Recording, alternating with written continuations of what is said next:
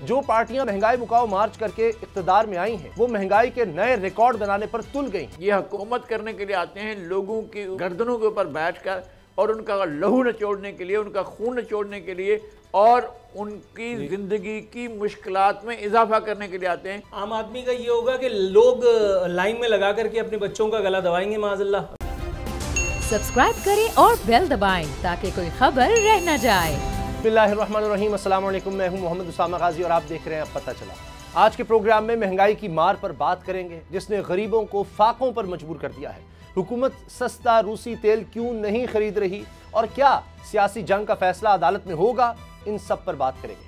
लेकिन पहले जिक्र करते हैं महंगाई की मार का, जिसने गरीबों की जिंदगी दुश्वार कर दी है। जो पार्टियां महंगाई मुकाओ मार्च करके इक्तदार में आई हैं, वो महंगाई के नए रिकॉर्ड बनाने पर तुल गई हैं। सितम देखिए, आवाम को पहले धोखा यह दिया कि महंगाई की वजह से पीटीआई हुकूमत की नाअहली नालायकी है। अगर अपोजिशन को इख्तियार मिला तो महंगाई के अजाब से जान छूट जाएगी, क्योंकि इन्हें अपनी तजर्बाकारी पर नाज बहुत था। लेकिन इख्तियार मिलते ही इन तजर्बाकारों के हाथ पांव फूल गए। अब झूठ ये बोल रहे हैं कि महंगाई की वजह साबिका हुकूमत की पॉलिसियां थी, महंगाई के मारे ये भी मान लेते हैं। लेकिन सवाल सादा सा है कि हुजूर, फिर आप किस मर्ज की दवा हैं? एक तरफ आप कहते हैं कि खजाना खाली है, दूसरी तरफ गैर मुल्की दौरों पर दौरे किए जा रहे हैं। क्यों? अवाम जानना चाहती है। आम चीजों पर सब्सिडी देने के आपके पास पैसे नहीं, लेकिन इन दौरों की इश्तिहारबाजी और अपने मनपसंद बिकाऊ माल मीडिया ग्रुप्स को नवाजने के लिए कमी कोई नहीं। ये सितम नहीं तो और क्या है कि मुल्क में मई के दौरान महंगाई की शरह तकरीबन 2.5 साल की बुलंद तरीन सतह 13.76% तक पहुंच गई है। ये दायरा शुमारियात के दादोशुमार है कि नकलो हमल और खुराक की कीमतों में इजाफा हुआ है। पेट्रोल 30 रुपए महंगा, बिजली 4 रुपए महंगी और गजब खुदा का घी और कुकिंग ऑयल की कीमत में 200 रुपए इजाफा। 200 रुपए इजाफा। दिल पर हाथ रखकर बताएं कि ये महंगाई मुकाओ प्लान है या गरीब मुकाओ एजेंडा। आपके बकौल आटा भी सस्ता मिल रहा है, बिल्कुल मिल रहा है सस्ता आटा, मगर कहां? सिर्फ हुकूमती ऐलानात और बयानात में। बड़े ताने दिए आपने पीटीआई को, नए पाकिस्तान के बड़े तबर्रे किए। अब अपना पुराना पाकिस्तान देख लें कि यहाँ गरीबों को यूटिलिटी स्टोर पर भी महंगाई से अमान नहीं मिल रही। इख्तिलाफ राय भी आपसे बर्दाश्त नहीं हो रहा। पुरअमन एहतजाज करने वालों पर जो सितम वज़ीर दाखिला राना सनाउल्लाह ने तोड़े, बकौल इमरान खान, इसने जनरल डायर की याद ताज़ा करती है और मौसूफ अब भी धमकियाँ देने से बाज नहीं आ रहे। चलें, सियासत को छोड़ें, मईशत को ही संभाल लें। आपकी तजर्बाकारी अब कहां गई? रूस से भारत सस्ता तेल खरीद कर अपने लोगों को रिलीफ दे सकता है, पाकिस्तान क्यों नहीं? अवामी मफाद की बजाय हुकूमत को अमरीकी नाराजगी क्यों मुकद्दम है? इसका भी जवाब चाहिए, क्योंकि आपके तर्ज अमल से लग रहा है कि इमरान खान का बयानिया दुरुस्त है कि आप रिजीम चेंज के सहूलतकार हैं। आपके पास अपने लोगों के लिए कोई सहूलत नहीं। अपने मफादात को महफूज बनाने के लिए आपने इस्लाहात कर ली, तरामीम भी फौरी करके, बल्कि बहुत फौरी कर ली, लेकिन आम आवाम के लिए आपके पास कुछ नहीं। इसी अवामी मसले महंगाई से आगाज़ करेंगे। नज़ीर लगारी और नूर आरिफीन मेरे साथ हैं। लगारी साहब, ये तो ऐसे लग रहा है कि हुकूमत ने ठान ली है कि रोज़ाना एक न एक महंगाई बम गिराना है लोगों पर। कभी पेट्रोल का हम सुन लेते हैं, कभी बिजली का, कभी गैस का। अब आप देख लीजिए कि खाने पीने का तेल, घी, वो भी महंगा हो गया और काबीना में बैठकर ये फैसले हुए हैं।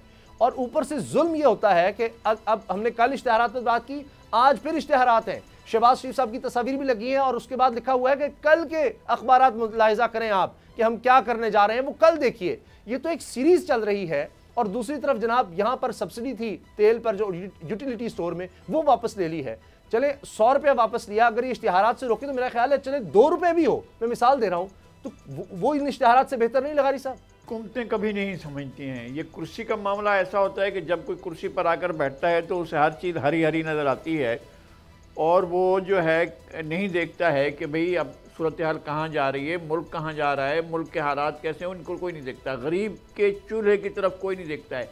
गरीब के जो है वो उसके घर का गुजारा कैसे होगा, उसके बच्चे कैसे जो है वो खाएंगे, क्या पिएंगे, क्या पढ़ेंगे, कैसे करेंगे, इस पर किसी की नज़र नहीं होती। कुर्सी पर आना एक मसला होता है, शायद उस वक्त तक सब कुछ नज़र आ रहा होता है कि मैं ठीक कर दूंगा और फिर ठीक इस तरह किया जाता है। आपने कहा कि रोज़ाना एक ना एक चीज़, यहाँ तो थोक के हिसाब से कीमतें बढ़ रही हैं। कीमतें तो पहले यूँ बढ़ती थी कि चलो 1 बढ़ गई, 2 बढ़ गई, 3 बढ़ गई। अब पिछले दौर में भी कीमतों की क़यामत टूटी हुई थी। अब तो कीमतें जो हैं एक बहुत बड़ा हमारे लिए, इस मुल्क के लिए एक बहुत बड़ा मसला बन गई हैं और समझ ही नहीं आता है कि भाई आपने दुनिया भर से कर्जे लिए हुए हैं, वो कर्जे पाकिस्तान के ख़जाने में पड़े होंगे। आपने FBR कहता है कि हमने रिकॉर्ड जो है वो रेवेन्यू जमा किया है, वो भी आपके उसमें ख़जाने में पड़ा हुआ है।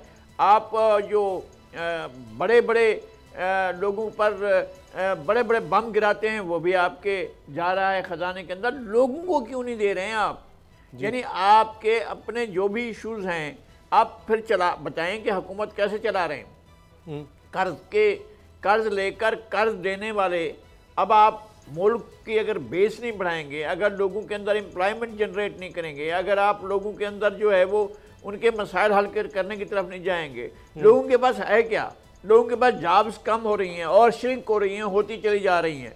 पिछले दौर में भी लोगों की जॉब्स गई, इन्होंने तो पिछले दौर वालों ने तो बड़े वादे किए थे कि हम 50 लाख जॉब देंगे, 1 करोड़ लोगों को नौकरियां देंगे, 50 लाख घर देंगे, 1 करोड़ नौकरियां देंगे और 10 अरब दरख्त लगाएंगे। आप सूरत हाल ये है कि गर्मी के मौसम में लोगों की ज़िंदगी नहीं गुजर पा रही है, इसलिए कि ग्लोबल वार्मिंग ने जो है मुल्क के हालात ख़राब कर दिए हैं। ये ज़मीन बचती है नहीं बचती है, हम गरीब लोगों की वजह से मालूम हो गया कि ज़मीन की ज़िंदगी के लिए ख़तरात पैदा हो गए और हमारी तरफ से आगाज़ होगा। फिर महंगाई की ये हालत है कि लोगों के पास खाने पीने के लिए कुछ भी नहीं है। तो ये हुकूमत करने के लिए आते हैं, लोगों के ऊपर गर्दनों के ऊपर बैठकर और उनका लहू नचोड़ने के लिए, उनका खून नचोड़ने के लिए और उनकी ज़िंदगी की मुश्किलात में इजाफा करने के लिए आते हैं, ये कोई मसला हल करने के लिए नहीं आते हैं। सही। और ये हर हुकूमत का यही रवैया होता है। अच्छा नूरुल आरिफीन, अब जिस तरह लगारी सफ़र हमारे हर हुकूमत का है, लेकिन ये इस हुकूमत का चूँकि दावा बड़ा नया था और बड़ा पुरजोर था और फिर हमारी तारीख में पहली दफ़ा इस तरह से हुआ कि अदम इत्मीनान कामयाब हुआ, शायद इसलिए इस हुकूमत से ज़्यादा सवाल पूछे जा रहे हैं। लेकिन FBR को मुबारकबाद दे रहे हैं मिफ्ता इस्माइल साहब के जी, रिकॉर्ड टैक्स इकट्ठा किया। टैक्स इकट्ठा इसका मतलब है हो रहा है, कम से कम कुछ बेहतर हुआ। खुर्रम दस्तगीर साहब जिनका दावा था कि 1 मई से लोड शेडिंग खत्म होगी, अब उन्होंने एक और नवीद सुना दी है कि जी जून खत्म होने से पहले पेट्रोल हम मजीद महंगा करेंगे। लोड शेडिंग का अजाब मुझे बताने की जरूरत नहीं है, मेरे घर तो कम से कम आध घंटा अगर लाइट आती है तो 1 घंटा जाती है, 1 घंटा आती है तो 1.5 घंटा जाती है। तो ये 12 घंटे वाला मुझे नहीं समझ आ रही लोड शेडिंग, कम से कम मेरे घर में या जितने मैं लोगों को सुन रहा हूँ 12 घंटे से ज्यादा ही है। इसके बाद आपके सामने सरकारी दादोशुमार रख रहा हूँ, 31.77% जनाब ट्रांसपोर्ट में महंगाई हुई है, 17.25% खुराक की कीमतों में महंगाई हो गई। तो अब आरिफीन क्या बनेगा एक आदमी, आम आदमी का क्या होगा? आम आदमी का ये होगा कि लोग लाइन में लगा करके अपने बच्चों का गला दबाएंगे माज़अल्लाह, अल्लाह रहम। या तो फिर ये सेठ और साहूकार जो हैं इनकी गाड़ियां रोक करके खुद कुछ बम्बार बन करके इनकी गाड़ियों के सामने लेटेंगे। इसके आगे ये जो खुर्रम दस्तगीर ने नवीद मुसर्रत सुनाई है, ये तो मैं और आप पहले से जानते हैं कि पेट्रोलियम प्राइसेस इन्होंने कहाँ तक लेके जानी है। अंदाज़ा तो हम सबको है कि 200 से प्लस ये लेकर के जाएंगे, लेकिन उस वक्त सवाल आपका बिल्कुल बरहक है कि उस वक्त सूरत हाल क्या बनेगी। उस वक्त सूरत हाल क्या बनेगी, तो सूरत हाल का अगर बिल्कुल मुबहम सा खाका मैं खींचूँ तो ये मैंने बच्चों वाली बात की है, वरना अगर तस्करा तवील हुआ तो आप यूँ समझिए कि बेरारवी आम हो जाएगी। लूट मार चोरी चकारी जो है वो फैशन नहीं बल्कि वो ज़रूरत बन जाएगा, और ये करने में लोग इस हद तक हक बजानिब ज़रूर होंगे कि उनकी सरकार या उनकी मुंतखब सरकार या उन पर मुसल्लत करदा सरकार को लोगों की हालत से कोई गर्ज नहीं है। उनको अगर गर्ज है तो अपने गैर मुल्की आकाओं की तसल्ली और उनकी तशफ़ी से, जिनकी मर्ज़ी से यहाँ हुकूमतें आती हैं। ये पहली हुकूमत नहीं है, इससे पहले वाली, उससे पहले वाली और इसके बाद वाली भी अगियार के एजेंडे की तकमील के लिए ही आएंगी। ये मेरा ईमान है, ईमान कामिल है मुझे इस बात पर। कोई हुकूमत पाकिस्तान में महज पाकिस्तानियों की मर्ज़ी और मंशा से उनकी एजेंडे की तकमील के लिए नहीं आ सकती अनलेस एंड अनटिल के अंकल लोग इसकी अप्रूवल दें। ये जो कर रहे हैं ये भी बिल्कुल वही कर रहे हैं, आपको अंदाज़ा है। अच्छा ज़रा मैं 2-3 चीज़ें सोच रहा था और मुझे जवाब नहीं मिल पा रहा ऑनेस्टली स्पीकिंग। नून लीग हुकूमत को लीड कर रही है, नून लीग का वज़ीर आज़म है जी, और नून लीग का जो सबसे ज़रखेज़ उनके तहत जो सबसे ज़रखेज़ दिमाग सागदार वो फाइनेंशियल मामलात से बिल्कुल इर्रेलेवेंट वहाँ दयारे गैर में बैठा है जी। नून लीग का कायदे तहरीक जिसका छोटा भाई मुल्क को चलाने की इस वक्त अदाकारी कर रहा है, वो आदमी यहाँ के मामलात से सिर्फ इतना रेलेवेंट है कि यहाँ के मामलात पर रोज़ लबकुशाई करता है, कोई एक खुशकुन या गुमराहकुन बयान दाग करके और फिर एक मरतबा फिर लिहाफ ओढ़ के सो जाता है। ये सारी बातें वो कहते हैं ना, कुरान की आयत जो है, और निशानियां हैं इसमें साहिबान अक्ल के लिए, तो कोई है जो गौर करे। इसका मतलब सिर्फ ये कि इनको इस बात से कोई गर्ज नहीं कि अवाम जीती है या मर जाती है। इनको सिर्फ और सिर्फ जिस काम की तकमील के लिए लाया गया है, इनको वो काम करना है, और उसके बाद दे मार 4.5 करके ये भी अपना साइड पे हो जाएंगे। फिर उसके बाद लाने वाले किसी और नए चेहरे को लेकर के आएंगे, और फिर मैं और आप या तो उसके गीत गाएंगे या तो फिर उस पर तबर्रा करेंगे और चांदमारी फरमाएंगे। अच्छा, अब आरफीन, आपने जिस तरह कहा कि आपको इस बात का यकीन है कि जो भी हुकूमत आएगी वो ये काम करेगी, लगारी साहब कह रहे हैं पहले भी ये करते थे, तो फिर तो लगारी साहब ऐसे लगता है कि एक, अगर हम मीशत को देखें कि ये जब तब्दीली आ जाती है एकदम, ये देखिए ना जिस तरह हमने देखा कि अदम एतमाद की तहरीका में भी, तो अदम इस्तेहकाम की वजह से शायद मामला ज़्यादा बिगड़ते हैं। तो अब लगता है कि इनको 1.5 साल पूरे करने दें, वरना इमरान खान साहब कह रहे हैं इलेक्शन पहले हो जाए तो शायद और ज़्यादा मामला ख़राब हों, या सोचते हैं कि चलो कोई केयरटेकर सेटअप आ जाएगा, वो कोई फैसला कर लेगा, क्योंकि इस हुकूमत से भी फैसले तो नहीं हो रहे।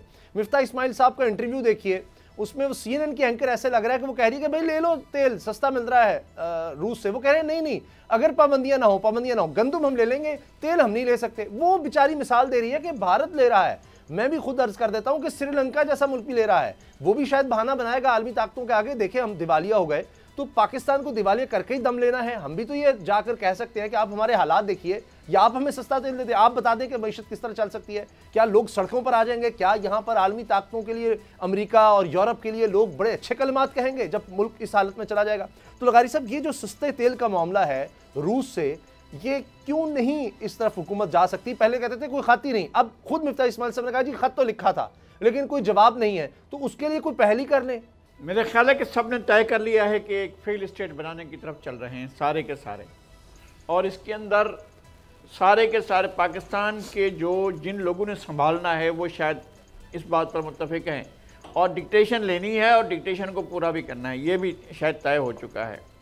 मैंने काबीना का एक इजलास हो रहा था, जनाब नवाज शरीफ साहब ने कुछ सहाफ़ियों को बुलाया था, मुझे भी उन्होंने फरमाया था, मैं भी पहुँचा था। तो उसमें मैंने इनसे गुजारिश की थी कि ईरान ने गैस पाइपलाइन बिछा दी है पाकिस्तान की सरहद तक, आप बाकी पाइपलाइन जो आपने बिछानी वो क्यों नहीं बिछाते? और मैंने कहा कि ईरान ने आपको पैसे दिए हुए हैं मगर आप उनको गंदम फराहम नहीं कर रहे हैं, आपने उनसे पैसे भी ले लिए हैं और गंदम फराहम नहीं किया, ये क्या मसला है? तो उनने खुर्रम दस्तगीर साहब की तरफ देखा था और कहा कि जी ये सवाल पूछ रहे हैं, आप इनका जवाब दें। अच्छा, तो उन्होंने जवाब ये दिया था कि जी पाबंदियां हैं इस वजह से जो। फिर मैंने वहाँ भी ये मिसाल दी थी कि ईरान की और इंडिया की जो ट्रेड, दो तरफा तिजारत है, उसका हुजम 15 अरब डॉलर से ज़्यादा है, आपका 1 अरब डॉलर से कम है। भाई आप इंडिया कैसे तिजारत कर रहा है उसके साथ? इंडिया कैसे चीज़ें ले रहा है और दे रहा है? तो ये हुकूमत लगता है कि डिक्टेशन पर है, और पिछली हुकूमत भी कोई बहुत ज़्यादा कारनामा जो हमें बताया जा रहा है वो ये था कि एक ख़त लिखा था, वो ख़त हमने भी पढ़ लिया है जनाब हमाद अजहर साहब ने, और वो ख़त कब लिखा गया, कब चीज़ें तय हुई, इन तमाम चीज़ों के अलावा अब भी अगर मौका है और पाकिस्तान से इनकी मोहब्बतें, तमाम इदारे मिल बैठें, तमाम स्टेक होल्डर्स मिल बैठें, वो किसी भी रंग में हो, किसी भी रूप में हो, कैसे भी कपड़े पहनते हूँ, वो पीले नीले काले जिस तरह के भी कपड़े पहनते हूँ, वो कपड़े पहनकर बैठें। अगर वो ऊपर से अपने वो एक ख़ास किस्म के ड्रेस और ख़ास किस्म की चीज़ें पहनकर बैठें, तब भी पहनकर बैठें, मसले को हल करें, इस मुल्क को फेल स्टेट होने से बचाएं, इस मुल्क को आप नाकाम रियासत बनाने से बचाएं। ये मुल्क जो है वो तेजी से खाई की तरफ जा रहा है, कोई इसको ब्रेक लगाए, और तेजी की तरफ जब खाई की तरफ जा रहे, खाई इतनी खराब है कि हम उसमें शायद कौन बचता है हमें नहीं मालूम है। अब ये मामला इस तरह नहीं है, आपको दुनिया भर में मशरक में, मगरब में, यूरोप में, अमेरिका में, कहीं से भी कोई चीज सस्ती मिल रही है, लें, हासिल करें। सही। और आप अगर देखते रहेंगे कि हमें क्या कहता है फलां लेने वाला, फलां करने वाला, अगर आप इस तरह रहेंगे तो फिर आप खुदकुशी कर रहे होंगे। अल्लाह रहम करे। और अगर आप हाथ पाँव नहीं मारेंगे, अगर एक आदमी दरिया में पड़ा हुआ है, गिरा हुआ है, अगर वो हाथ पाँव नहीं मारेगा तो लाजमा मर जाएगा ना भाई। बिल्कुल सही बात। दरिया में गिर चुके हैं, अब हमने हाथ पाँव मारने हैं, अपने आप को बचाना है भाई। बिल्कुल सही। अपने आप को बचाने के लिए कुछ भी करें इस मुल्क के लिए, खुदा के वास्ते सोचें यार। और ये इतना खूबसूरत मुल्क और इतना वसाइल से माला माल मुल्क जो है आप सिर्फ डिक्टेशन में रखी हुई है कि वहां से आएगी, सिग्नल आएगा तो फिर करेंगे, वरना नहीं करेंगे। अब 22 करोड़ की आबादी है लगारी साहब। नूर आरिफीन, आपने सुना लगारी साहब की बातें, ये जो आप बात कर रहे हैं ये बिल्कुल बड़ी ख़तरनाक सूरत हाल है।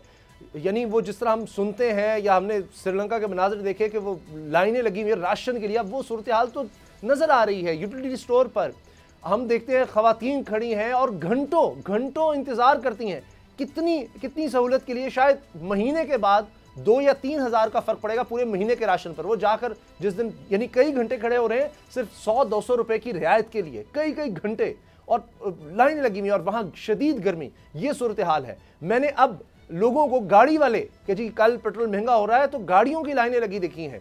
ये सूरत हाल अब शुरू हो चुकी है। तो अब भी अगर नहीं फैसले करने के जी हमने रूस की तरफ जाना या नहीं जाना, अगर हम गंदम ले सकते हैं तो तेल क्यों नहीं ले सकते? एक अजीब ये भी बात समझ से बाहर है। और जिस तरह लगारी सब कह रहे हैं, बैठेंगे कब मिलकर बैठेंगे, कब ये फैसले करेंगे कि जब वो वक्त आ जाएगा जिस तरफ आप इशारा करें। मुझे यकीन करें, मुझे वो लफ्ज़ दोहराते हुए खौफ आता है कि जब ये हाल होगा कि कानून नाम की कोई चीज़ खुदा न खास्ता मुल्क में ना रहे, कि लोग कहें कि हमें तो खाने पीने के लिए कुछ मिल नहीं रहा। उसामा, बड़ी संगीन बात है, लेकिन बहालत मजबूरी मुझे शेयर करनी पड़ रही है और ये बात मैं अपनी फैमिली से डिस्कस कर चुका हूँ।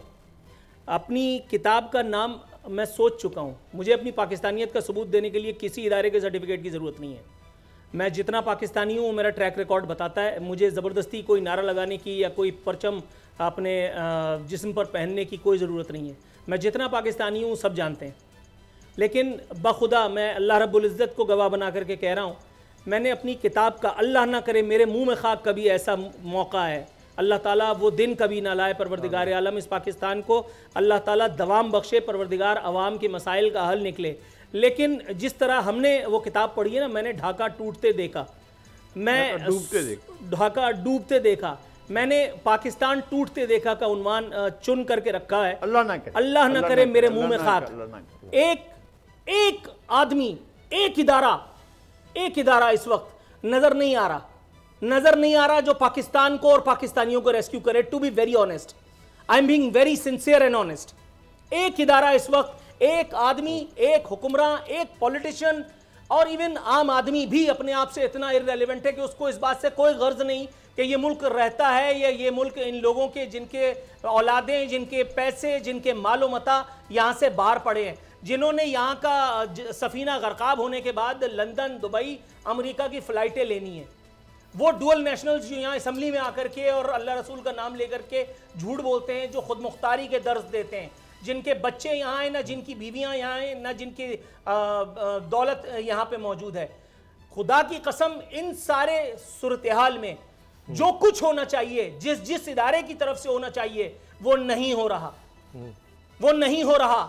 आप मीडिया की बात कर लें, अभी थोड़ी देर पहले आपने कहा मंजूर नज़र मीडिया ग्रुप्स को नवाजा जा रहा है।